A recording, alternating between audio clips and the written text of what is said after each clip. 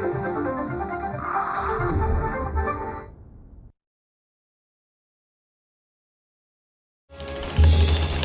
महाराष्ट्र, जय महाराष्ट्र, जय महाराष्ट्र, जय महाराष्ट्र.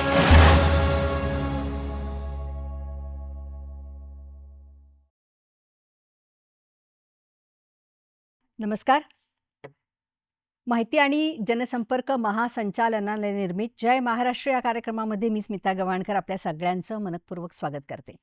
महाराष्ट्राच्या औद्योगिक प्रगतीचा पाया अधिक भक्कम करत असताना या औद्योगिक प्रगतीच्या केंद्रस्थानी असलेला महत्त्वाचा म्हणजे कामगार. या कामगारांच्या हिताला नवी बळकटी देण्याचा एक अतिशय महत्त्वाचा विषय घेऊन आज आपण इथे उपस्थित झालेलो आहोत. कामगारांचं हित, नवीन कामगार नियमावली आणि औद्योगिक विकासाला नवीन दिशा कशा पद्धतीने आपण देणार आहोत याविषयी सविस्तर माहिती देण्यासाठी आज इथे आपण आमंत्रित केलेले आहे राज्याचे कामगार मंत्री ॲडव्होकेट आकाश फुंडकर साहेब. त्यांचं आपण स्वागत करूया. साहेब नमस्कार. जय महाराष्ट्र या कार्यक्रमात तुमचं मनपूर्वक स्वागत करते. अत्यंत महत्त्वाच्या विषयावर आपण आज इथे चर्चा करणार आहोत. औद्योगिक प्रगती म्हटल्यानंतर पहिला समोर आपल्या येतो कामगार. राज्य शासन कामगारांच्या सर्वांगीण विकासासाठी नेमकी कोणती व्यापक अशी भूमिका आता घेणार आहे? आपल्याला माहिती आहे की महाराष्ट्र हे औद्योगिकरित्या इंजिन म्हणजे देशाचं इंजिन, औद्योगिक इंजिन म्हणून आपण या राज्याकडे पाहतो. आणि हे सगळं होत असताना कामगार हा उत्पादनाचं साधन नसून तो एक विकासाचा भागीदार म्हणून आपलं राज्य सरकार कामगारांकडे पाहतो. आणि असं पाहत असताना समृद्ध कामगार, समृद्ध महाराष्ट्र या ब्रीदवाक्याने आम्ही कामगारांना पाहतो. आणि कामगारांसाठी सुरक्षित वर्कप्लेस असली पाहिजे, त्याची सामाजिक सुरक्षिततेची आपण चिंता केली पाहिजे, त्याच्या सर्व न्याय हक्कासाठी आपण चांगले कायदे तयार केले पाहिजे आणि सर्व दृष्टीने कामगाराला आपण संरक्षित केलं पाहिजे. या दृष्टीने आपण सर्व धोरणांची आखणी करत असतो. आणि जर कामगार सुरक्षित राहिला, कामगार सुखी राहिला तर हे महाराष्ट्र प्रगती करेल. या दृष्टीने आम्ही कामगारांसाठी काम करतो आहे. साहेब, आता केंद्र शासनानं लागू केलेल्या 4 नवीन ज्या कामगार संहिता आहेत त्याच्या अनुषंगाने विचारते की महाराष्ट्राने तयार केलेल्या नवीन नियमावलीचं महत्त्व तुम्ही कसं सांगाल, काय स्पष्ट कराल त्याबाबत? आपल्याला माहीत असेल की या देशामध्ये जवळजवळ 29 कायदे कामगार क्षेत्राशी संलग्नित आतापर्यंत होते. आणि बदलत्या काळानुसार, बदलत्या गरजांनुसार या कायद्यांमध्ये सुद्धा बदल होणं आवश्यक होतं. आणि आज आपण पाहतोय की देशामध्ये आता नवीन 4 कायदे अस्तित्वात आले आहेत. आणि हे 4 कायदे अस्तित्वात येत असताना देशाच्या कायद्यांशी राज्याचे कायदे हे सुसंगत असले पाहिजे. दोघांमध्ये कुठेही म्हणजे विसंगती येऊ नये या दृष्टीनं हे कायदे आता येतात आहे. आणि विशेष करून महाराष्ट्र राज्य हे औद्योगिक राज्य आहे. याच्यातल्या सर्व कामगारांना बेटर वर्कप्लेस, त्यांच्या पगाराची हमी आणि या सर्व गोष्टी जपल्या गेल्या पाहिजे या दृष्टीनं आता ही नियमावली आपण तयार करतो आहे. आणि कामगारांना समोर ठेवून ही नियमावली होईल. आणि यामध्ये जे उद्योग आहेत तेही या कायद्यांमुळे बरेच अडचणीत येत होते. जे जुने कायदे होते त्यांचीही क्लिष्टता सुटावी या दृष्टीने हे सर्व नवीन रूल बनणार आहेत. आणि एक चांगलं धोरण या माध्यमातून पुढे येईल. आता तुम्ही जे राज्य शासनाने जी नवीन कामगार नियमावली लोकांसमोर ठेवलेली आहे तर त्याच्यासाठी हरकती आणि सूचना पण तुम्ही मागवलेल्या आहेत. आता लोकसहभागाची प्रक्रिया आणि शासनाची भूमिका कशी असणार आहे? कोणताही कायदा बनत असताना आपल्याला माहिती आहे की हा एखाद्या मंत्रालयाच्या AC रूममध्ये बसून हा कायदा बनू शकत नाही. जोपर्यंत कायदा ज्या लोकांसाठी बनतो आहे, जे रोज त्या अनुषंगानं काम करतात आहे, त्यांना या बाबतीतलं बारीकानी बारीक ज्ञान असते, त्यांचे अनुभव असतात. हे अनुभव जोपर्यंत तुम्ही जाणून घेणार नाही तोपर्यंत कायदा प्रभावी बनू शकत नाही. म्हणून आपण सजेशन, ऑब्जेक्शन हे पब्लिक डोमेनमध्ये टाकत असतो. आणि या माध्यमातून उद्योग जगतातील सर्व औद्योगिक मॅनेजमेंटची जेवढी मंडळी आहेत त्यांचे सजेशन, विशेष करून कामगारांचे ज्यांच्यासाठी हे कायदे बनतात आहे, कामगारांचे सजेशन आणि सोबत जनरल नागरिक यांचीसुद्धा सजेशन आपण घेतो. आणि या सर्व सजेशनचा पूर्ण अभ्यास करून एक सुंदर आणि चांगला फुलप्रूफ कायदा बनावा या दृष्टीनं आता हे सजेशन, ऑब्जेक्शन आपण मागितलेले आहे. आमची एक्सपर्ट कमिटी त्यावर काम करते आणि यातनं एक म्हणजे आपण म्हणू की सर्व कवच असलेला कायदा आपण यातनं समोर आणणार आहे. हं. प्रस्तावित जी नियमावली आहे, कामगारांची सुरक्षितता आहे, त्याच्यामध्ये आरोग्य आणि सामाजिक संरक्षणाच्या दृष्टीने नेमके सकारात्मक असे काय बदल अपेक्षित आहेत तुम्हाला? नाही, आपण पाहिलं असेल की जवळपास आता सर्व कामगारांसाठी त्यांच्या सामाजिक सुरक्षिततेच्या दृष्टीने जर अपघात झाला तर त्याला त्या मदत मिळाली पाहिजे. त्यांचे PF असेल, ग्रॅच्युटी असेल, त्यांचा विमा असेल तो निघाला पाहिजे. या दृष्टीने त्यांना इतर काही लाभाच्या ज्या योजना असतात, त्यांच्या मुलांचं शिक्षण असेल, या सामाजिक सुरक्षिततेच्या दृष्टीने आपण यामध्ये सुद्धा बऱ्याच गोष्टी चा अंतर्भाव करतोय, जेणेकरून त्यांना सामाजिक सुरक्षितता मिळाली पाहिजे. सर, एखादा उद्योग आणि कामगार यांच्यामधले जे संबंध आणि या संबंधांसाठी एक सुसंवाद हवा. हा सुसंवाद परिणामकारक करण्यासाठी काय विशेष आपण नियमावली केलेली आहे किंवा कशा पद्धतीने अंमलबजावणी करणार आहात? आणि आजपर्यंत आपल्याला माहिती आहे की जर अ, उद्योग आणि कामगार यांच्यात सुसंवाद नसला तर आपल्याला लक्षात येते की तिथे प्रगती होत नाही. त्या उद्योगालाही पुढे जाता येत नाही आणि सुसंवादाशिवाय ती फॅक्टरी चालत नाही, हे क्षेत्र पुढे जात नाही. आजपर्यंत जिथे-जिथे असे वितुष्ट निर्माण झाले, तर यांना न्याय द्यायची जी प्रणाली होती ती होती कोर्ट आणि या कोर्टांच्या माध्यमातून त्यांना त्यांचा वेळ वाया जायचा, पैसा वाया जायचा. त्या माध्यमातून आता आपण ट्रिब्युनलची कन्सेप्ट आणतोय, ज्या माध्यमातून त्यांना लगेच न्याय मिळेल. त्यांचा जो विसंवाद आहे तो सुटेल, त्यांच्यातले जे काही भांडणं आहेत ते मिटतील आणि सोबतच या माध्यमातून आपल्याला लक्षात येईल की आता आम्ही अजून त्यामध्ये असं आणतोय की भविष्यामध्ये जर आपल्याला एखादं आंदोलन करायचं आहे, स्ट्राईक आहे, आपले न्याय हक्कासाठी काही मागण्या करायच्या आहेत, तर आपण नोटीस दिली पाहिजे. नोटीसच्या माध्यमातून त्यांची चर्चा घडवण्यात येईल आणि चर्चेतून समेट करण्यात येईल. जर चर्चा झालीच नाही तर मग याच्यात वितुष्ट निर्माण होत राहते आणि त्यामुळे आता कोणताही या प्रकारचा विसंवाद होऊ नये म्हणून पहिले चर्चा होईल, त्यांचे समेट होतील आणि त्यातनं मार्ग निघतील. म्हणून याच्यापुढे हा सर्व जो सुसंवाद आहे हा वाढण्यावर आम्ही भर देतो. हा सुसंवाद निर्माण झाला तर मला वाटतं कामगार अधिकाधिक चांगल्या पद्धतीने काम करेल. पण साहेब, वेतन प्रक्रियेमध्ये अधिक पारदर्शकता यावी आणि मग कामगारांना न्याय मिळावा. यासाठी काही बदल केले आहेत का? काही नक्कीच कामगारांना विशेषतः 2-3 गोष्टींमध्ये फार म्हणजे इंटरेस्ट असतो. समान काम, समान वेतन, किमान वेतन आणि वेळेवर वेतन. या 3 गोष्टी जर कामगारांना व्यवस्थित मिळत असल्या तर त्यांना कधीच त्यांची कोणत्याही बाबतीत कंप्लेंट राहत नाही. समान काम, समान वेतनाच्या बाबतीत आपण आता नियम अधिक कडक करतोय की जर तुम्ही समान काम, समान वेतन दिलं नाही तर आपल्यावर कारवाई करण्यात येईल. किमान वेतनामध्ये आपण पाहतोय की त्यामध्ये सुद्धा बरेच बदल आता करण्यात येतील, ज्यामध्ये जो मूळ पगार आहे त्यामध्ये वाढ होईल, ना की भत्त्यांमध्ये. आणि मूळ पगारात वाढ झाल्यामुळे कामगारांना PF असेल आणि बाकीच्या गोष्टींमध्ये त्याचा लाभ अधिक प्रमाणात होणार आहे. आणि वेळेवर वेतनही मिळालं पाहिजे या दृष्टीने आता कायद्यांमध्ये आपण बऱ्याच गोष्टींचा अंतर्भाव करणार आहे की वेळेवर दिलेल्या तारखेतच वेतन मिळालं पाहिजे, अन्यथा आपल्यावर कारवाई होऊ शकेल. या दृष्टीने सगळ्यांना वेळेवर वेतन मिळेल. किमान वेतन जे त्यांची अपेक्षा असते यामध्ये सुद्धा रिव्हिजन दर 2-3 वर्षांनी झालं पाहिजे. महागाई आणि त्याचा इंडेक्स बघून ती जी सुधारणा दर 2 वर्षांनी व्हायला पाहिजे त्यासुद्धा आपण यामध्ये अंतर्भाव करतोय, जेणेकरून कामगारांचा पगार वाढ जी असते ती सुद्धा वेळेवर झाली पाहिजे. त्यामुळे येणाऱ्या काळात कामगारांवर म्हणजे एक आनंदाचे, सुखाचे दिवस या माध्यमातून येतील. अत्यंत सकारात्मक अशी ही नियमावली आहे आणि त्याची अंमलबजावणी लवकरात लवकर होऊ देत.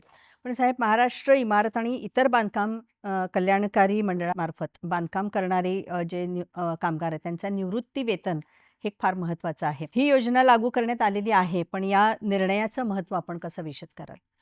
नाही, आपल्याला माहिती आहे बांधकाम कामगार हे अगदी गरीब कुटुंबातले येतात. जोपर्यंत त्यांच्या हाताला काम आहे तोपर्यंत त्यांचा उदरनिर्वाह चालू असतो. ज्या दिवशी त्यांचं काम बंद होते त्यानंतर त्यांना उदरनिर्वाहासाठी काहीच मिळत नसते आणि विशेष करता एका वयाच्या टप्प्यानंतर आपण पाहिलं शरीर साथ देत नाही, काम मिळत नाही. त्यावेळेस त्यांना कुठेतरी सुरक्षितता जाणवावी आणि त्यांना एक शासनाचा मदतीचा हात असावा, या दृष्टीने हे निवृत्ती वेतन आपण जाहीर केलं आहे. आणि या माध्यमातून लाखो बांधकाम कामगारांना याचा फायदा होणार आहे. बांधकाम व्यवसायाच्या मध्ये काम करणाऱ्या ज्या महिला आहेत त्यांचं एक सक्षमीकरण, त्यांचं सबलीकरण यासाठी काही वेगळी तरतूद किंवा काही नियमावली आहे? बांधकाम या क्षेत्रात काम करणाऱ्या महिलाच नाही, तर बाकी क्षेत्रात सुद्धा ज्या महिला काम करतात आहे, यांच्यासाठी आपण विशेष योजना आणतो आहे. आणि आता हे नवीन कायदे झाल्यानंतर आपल्याला लक्षात येईल की बऱ्याचशा ठिकाणी महिलांना काम करण्यास मज्जा होता. आज बऱ्याच क्षेत्रामध्ये महिलांना काम करण्यासाठी आता आपण खुले करतो आहे.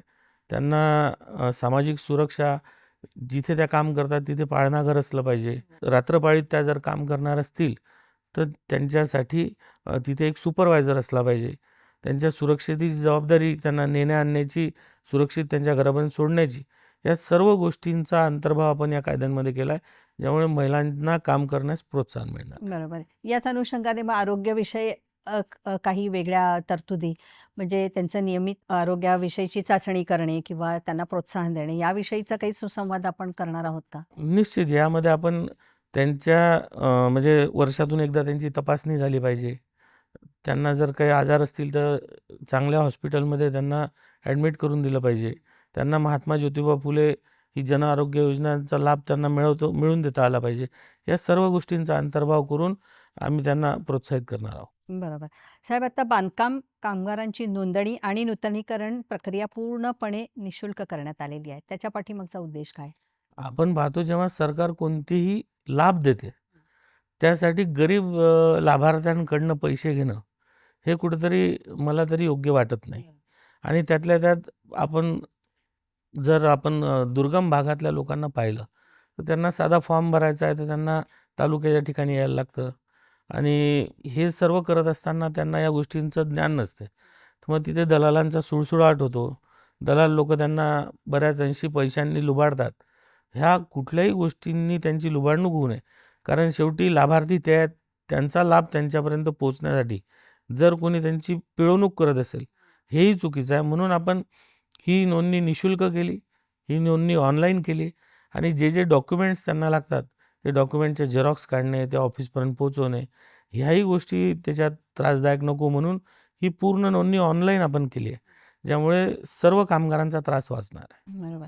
आता बदलत्या अर्थव्यवस्थेमध्ये गिग वर्कर्स किंवा ऑनलाईन पद्धतीने जे कामगार जे काम करतात त्यांच्या सुरक्षिततेच्या दृष्टीने काय योजना राबवण्यात आहे? म्हणजे ग्राहकाच्या दृष्टीने छान असतं, 15 मिनिटात हे आलं घरी, 5 मिनिटात हे घरी आलं. पण त्यासाठी ज्या पद्धतीने ते येतात किंवा ट्रॅफिक इकडे-तिकडे करून खूप आपल्या जीवाची पर्वा न करता सुसाट धावतात. त्याच्यासाठी सुद्धा काहीतरी नियमावली हवी आहे साहेब. खरं पाहिलं आपण तर गिग वर्कर्स, प्लॅटफॉर्म वर्कर्स जे आहेत, हे कामगारांच्या व्याख्येत बसत नाही. ज्या काही कंपन्या असतात त्यांना पार्टनर म्हणून ते ट्रीट करतात. जितकं काम ते करतील तेवढ्यांचा मोबदला त्यांना मिळत असतो. पण आपल्या महाराष्ट्र शासनाने आता असं ठरवलं आहे की आपण यांना कामगारांच्या व्याख्येत बसवलं पाहिजे. यांची संख्या खूप मोठी आहे. स्वतःच्या परिवाराचा विचार न करता दिवस-रात्र लोकांना सेवा देण्यासाठी ते झटत असतात.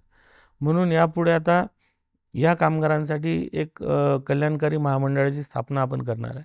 आणि जो काही ज्या कंपनीजमध्ये ते काम करतात त्यांच्याकडनं एक सेस जमा करून त्या सेसच्या माध्यमातून यांच्यासाठी कल्याणकारी योजना भविष्यात राबवण्यात येतील.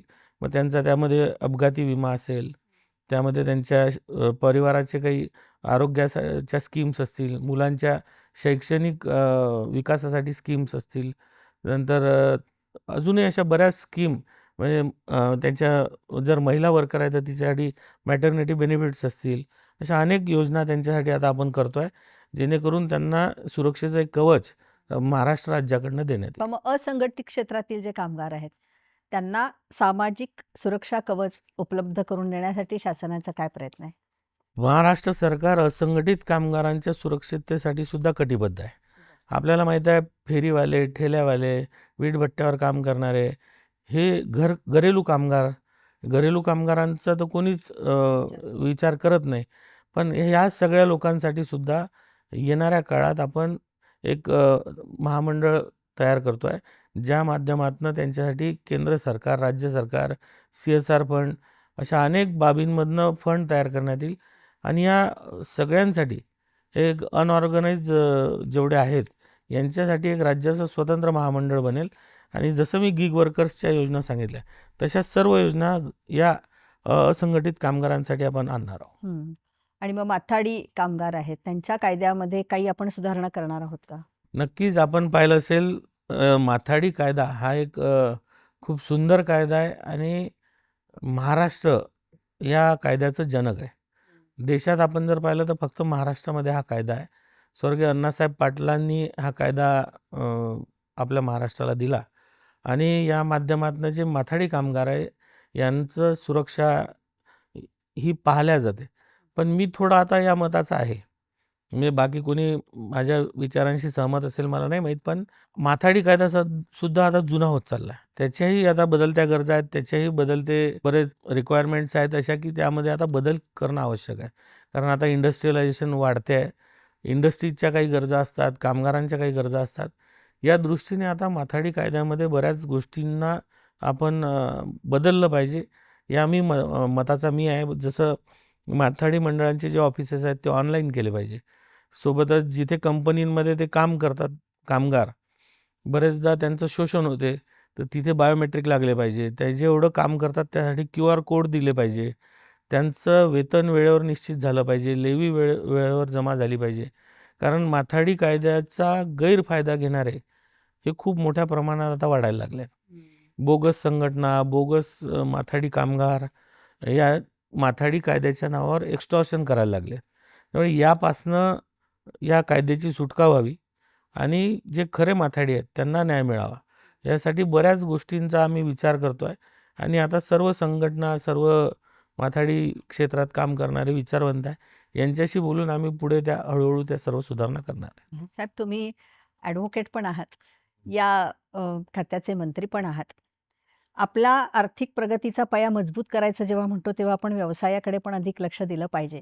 पण यासाठी परवाने इतके अवघड होऊन बसलेले आहेत की परवाना मिळवणे आणि मग कारखाना सुरू करणे ह्याच्यामध्ये सुद्धा बराच वेळ जातो. तर ही प्रक्रिया सुलभ करण्यासाठी आपण काय नेमकी पावलं नाही, आम्ही ऑलरेडी याच्यात पावलं उचललेले आहेत. आपल्याला माहिती आहे की जर उद्योग राज्यात येतील तर हजारो तरुणांना काम मिळेल, कामगारांना काम मिळेल, रोजगार मिळेल. त्यामुळे उद्योग आपल्या राज्यात अधिकाधिक आले पाहिजे.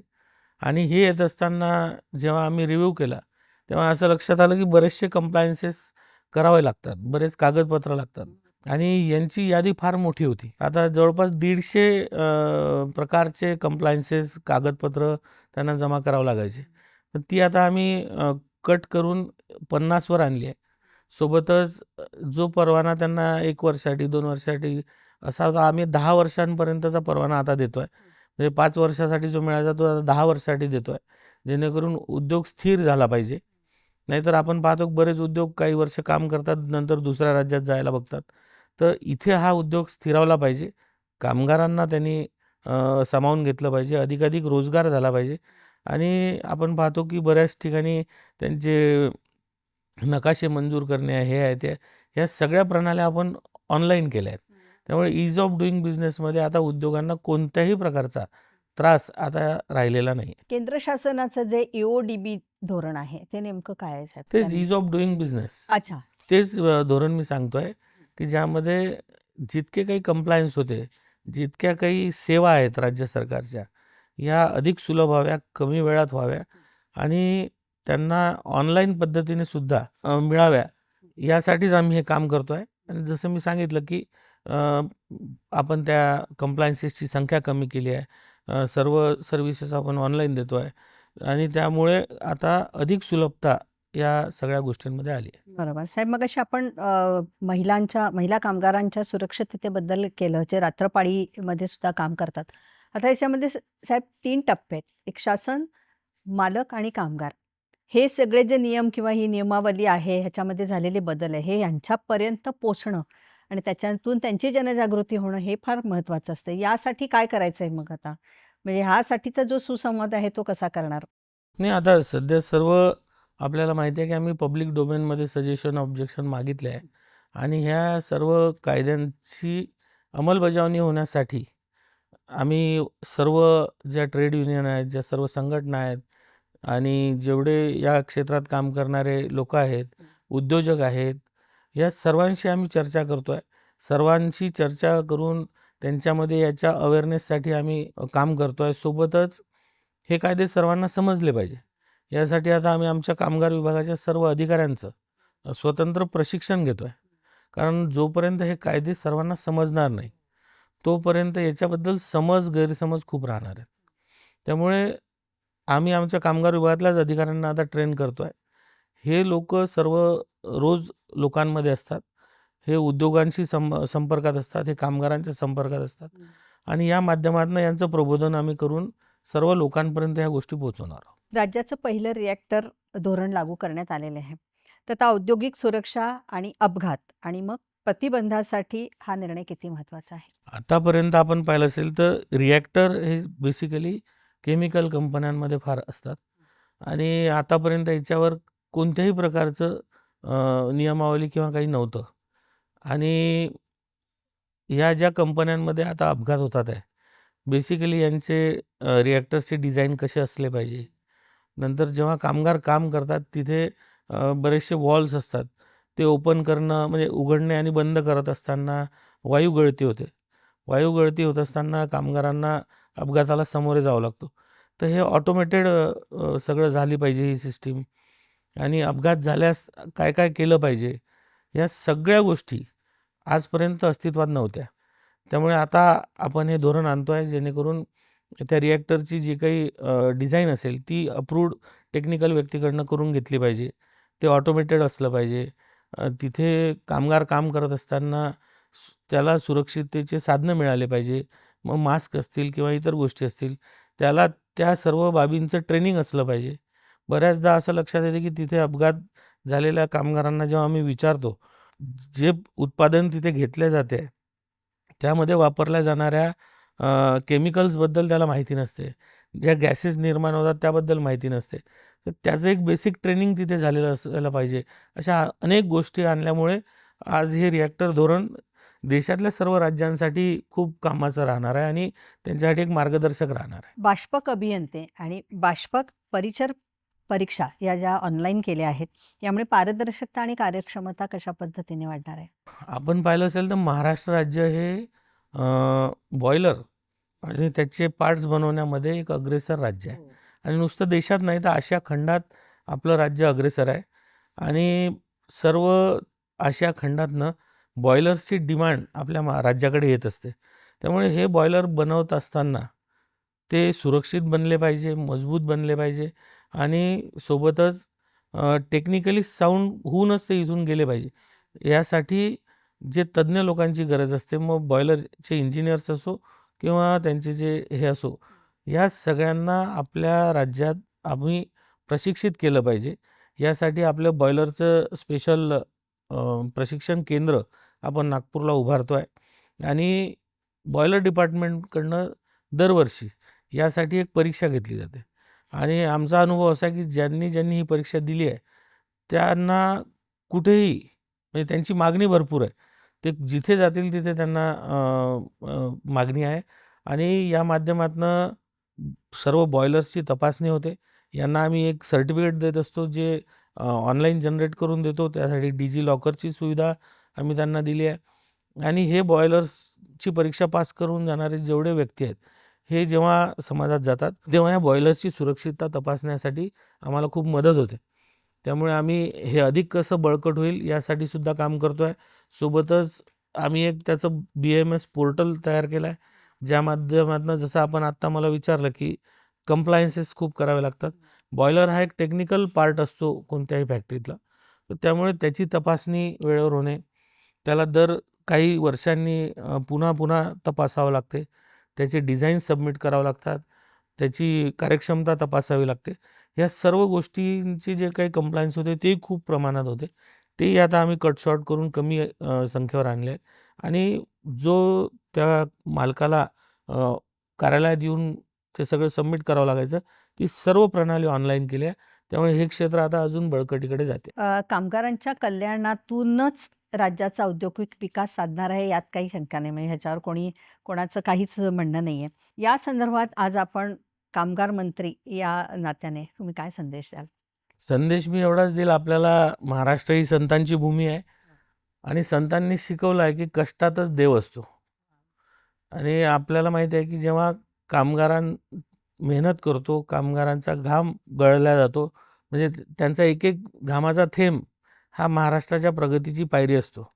आणि लोक म्हणतात की कासवाच्या पाठीवर पृथ्वी आहे, कोणी म्हणतं की नरसिंहांच्या यांच्यावर पृथ्वी आहे, पण मी म्हणतो की आपली पृथ्वी ही कामगारांच्या हातावर आहे. जोपर्यंत कामगार काम करणार नाही, कामगाराचे हात काम करणार नाही, तोपर्यंत या देशाची, या राज्याची प्रगती होणार नाही. आणि म्हणून आपण सर्वांनी, मी सर्व नागरिकांना आवाहन करणार आहे की आपण सर्वांनी कामगारांना सन्मानित केलं पाहिजे, त्यांचा सन्मान केला पाहिजे.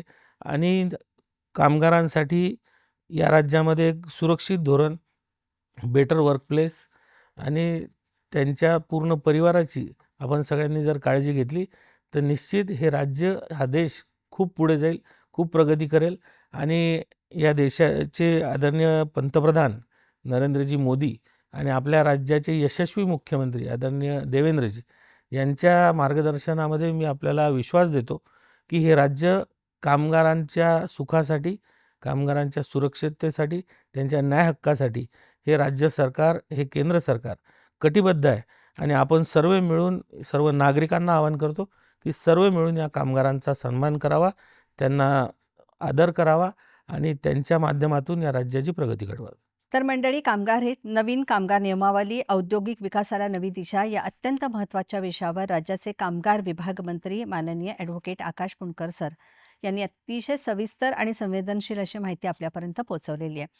कामगारांच्या सुरक्षिततेपासून सामाजिक संरक्षणापर्यंत, तर वेतन प्रक्रियेतील पारदर्शकतेपासून ते औद्योगिक संबंधातील सुसंवादापर्यंत, बांधकाम कामगारांच्या कल्याणापासून गिग वर्कर्सच्या संरक्षणापर्यंत आणि महिलांच्या आर्थिक सक्षमीकरणापासून उद्योगस्नेही वातावरण निर्मितीपर्यंत राज्य शासनानं कामगार केंद्री, संवेदनशील आणि दूरदृष्टी भूमिका स्वीकारली असल्याचं या संवादातून आपल्याला स्पष्ट झालंय. कामगारांचं कल्याण, सन्मान, सुरक्षितता जपली तरच उद्योग अधिक सक्षम होतील आणि उद्योग सक्षम झाले तर महाराष्ट्राची अर्थव्यवस्था अधिक वेगानं प्रगती करेल. हाच या चर्चेचा गाभा होता. राज्य शासन कामगारांच्या जीवनमानात सकारात्मक बदल घडवून आणण्यासाठी आणि महाराष्ट्राला अधिक कामगार सहिष्णुतेची, उद्योगस्नेही आणि प्रगत राज्य बनवण्यासाठी कटिबद्ध आहे, हा विश्वासही आज आपल्या संवादातून इथे व्यक्त झालेला आहे.